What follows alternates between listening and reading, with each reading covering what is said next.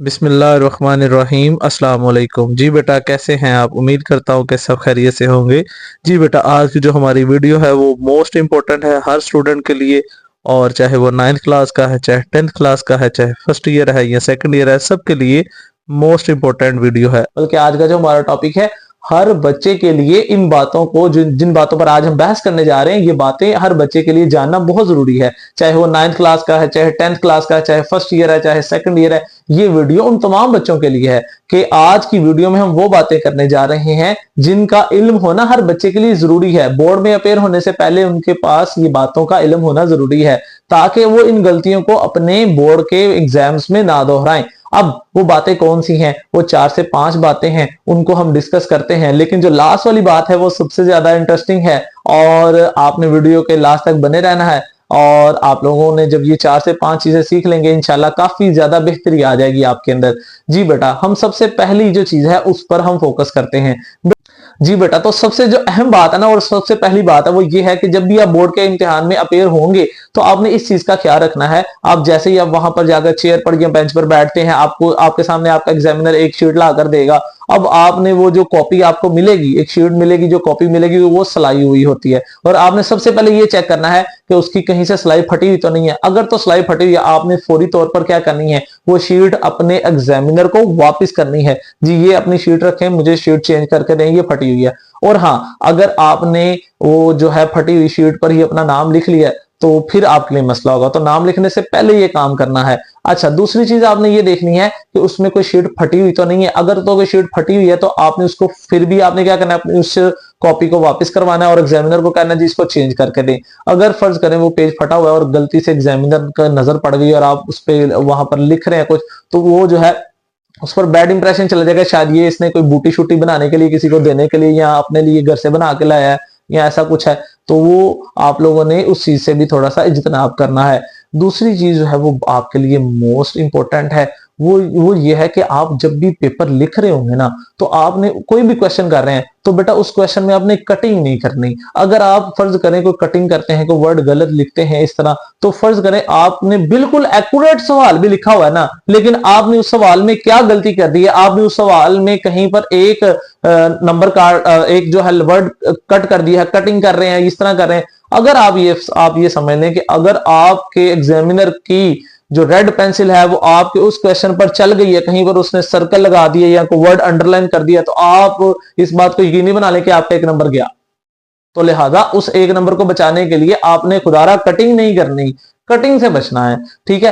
तीसरी बात आपके लिए बहुत जरूरी है, वो ये है कि बेटा आप लोग देखें, आप लोगों को पता है आपके जो पेपर्स हैं वो जो उस्ताद करम चेक करते हैं उनको उसका मुआवजा मिलता है, मतलब पैसे मिलते हैं। अब एक पेपर के तकरीबन 40 से 50 रुपए होते हैं, और इनकम टैक्स वाले उसमें से को 16% टैक्स काट लेते हैं, और तकरीबन 35-40 रुपए फर्ज करें एक पेपर के उनको मिलते हैं। तो अब हर टीचर की ये ख्वाहिश होती है कि वो ज्यादा से ज्यादा पेपर चेक करे। तो वो अब होता क्या है, फर्ज करें एक एग्जामिनर वो है, एक टीचर वो है, उस्ताद वो है जो दिन में 35-40 पेपर चेक करता है, दूसरा वो है जो 100 पेपर चेक करता है। अब आप खुद इमेजिन करिए कि कौन ज्यादा पैसे कमाएगा, 100 पेपर चेक करने वाला। इसका मतलब ये हुआ कि हर उस्ताद कराम की वहां पर जो पेपर चेक कर रहे होते हैं वो क्या करते हैं, वो उनकी कोशिश होती है कि वो ज्यादा से ज्यादा जो है ना, ज्यादा से ज्यादा पेपर चेक करें ताकि उनके मुआवजा, उनके पैसे ज्यादा बने। अब हर बंदे को वहां पर जल्दी पड़ी होती है और वो टिक टिक टिक कर रहे होते हैं या क्रॉस क्रॉस क्रॉस कर रहे होते हैं। अब उसमें जब वो इतने स्पीडी पेपर चेक कर रहे होते हैं, बाद बच्चों का फायदा हो जाता है और बाद के साथ ज्यादती हो जाती है। अब आपने किन बातों का ख्याल रखना है? अब सबसे पहली चीज जो आपने इसमें ख्याल रखना है ना, वो ये करना है अपनी पेपर प्रेजेंटेशन को बेहतर कर लें, अपनी राइटिंग को बेहतर कर लें, क्योंकि अगर आपकी पेपर प्रेजेंटेशन सही होगी तो क्या होगा, आपको ज्यादा नंबर मिलेंगे। अब आपको मैं एक कॉमन सी एग्जांपल देता हूं। बेटा फर्ज करें आपको एक शॉर्ट क्वेश्चन आया फोर्स, तो अब आप क्या करेंगे, एक बच्चा वो है जिसको क्या करता है, फोर्स की डेफिनेशन लिखता है और एक ही पैराग्राफ में उसी में डेफिनेशन, उसी में एग्जांपल, उसी में यूनिट लिख देता है जी, और बात खत्म। अब एग्जामिनर जब उसको चेक करता है, वो देखेगा फोर्स है, फोर्स की डेफिनेशन, वो देखेगा पैराग्राफ में फोर्स की डेफिनेशन लिखी है। अब वो उसके पास तो इतना टाइम ही नहीं है कि वो वर्ड टू वर्ड चेक करे, कि एक एक वर्ड को पढ़े। वो सिर्फ थोड़ी सी डेफिनेशन देखेगा और आगे कहेगा कि इसने डेफिनेशन लिखी है, चलो बात खत्म। वो इस चीज पे फोकस करेगा कि नहीं, कि इसने एग्जांपल लिखी है कि नहीं, उसको ये डाउट होगा, डाउट में रहेगा ना कि एग्जाम्पल पता नहीं लिखी है कि नहीं, वो क्या करेगा, टिक करेगा, 2 में से 1 नंबर देगा, कहेगा पता नहीं इसने एग्जाम्पल लिखी है कि नहीं, 1 नंबर देके आगे, क्योंकि उसके पास इतना टाइम नहीं है, क्योंकि उसकी कोशिश है कि वो ज्यादा से ज्यादा मुआवजा कमाए, ज्यादा से ज्यादा पैसे कमाए, तो वो जल्दी जल्दी पेपर चेक करेगा, तो फिर क्या होगा, आपके साथ ज्यादती हो जाएगी। और अब आपने इसका हल क्या करना है, आपने क्या करना है, मार्कर और पेन का अच्छा इस्तेमाल करना है। आप इस क्वेश्चन को कैसे अटेम्प्ट करेंगे, आपने हेडिंग्स के साथ अटेम्प्ट करना है।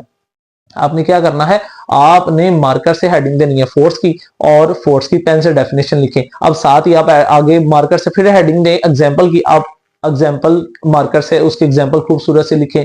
फिर आप हेडिंग मार्कर से दें दोबारा से फार्मूले की, आप फोर्स का फार्मूला लिखें। फिर आप हेडिंग दें कि फोर्स का यूनिट, नीचे आप मार्कर से आप हेडिंग दें, पेन से आप उसका यूनिट लिखें। अब क्या होगा कि जब इस तरह से आप लिखेंगे हेडिंग्स के साथ उस सवाल को करेंगे, एक तो वो पेपर खूबसूरत लगेगा, दूसरा क्या होगा, पेपर की लेंथ ज्यादा हो जाएगी। तीसरी चीज क्या होगी, तीसरी चीज ये होगी कि आपके एग्जामिनर पे सबसे अच्छा इंप्रेशन पड़ेगा। वो ये देखेगा, जब वो चेक करता करता आएगा ना, वो देखेगा कि फोर्स की डेफिनेशन भी आती है, एग्जाम्पल भी लिखी है, और जब आगे देखेगा ना कि इसका तो फार्मूला भी बच्चे को आता है, इसको यूनिट भी आता है, तो क्या होगा, वो सेटिस्फाई हो जाएगा। तो हमने एग्जामिनर को तो सेटिस्फाई करना है, तो एग्जामिनर को सेटिस्फाई करने के लिए ये चीजें बहुत ज्यादा जरूरी हैं। तो लिहाजा आपने पेपर प्रेजेंटेशन पर बहुत ज्यादा गौर करना है। तो लिहाजा अब आखिरी और मोस्ट इंपॉर्टेंट बात को करेंगे। अच्छा, उससे पहले एक चीज आपने याद रखनी है, बोर्ड में बेटा आप लोग ब्लू और ब्लैक इंक का इस्तेमाल कर सकते हैं, इसके अलावा किसी किस्म की कोई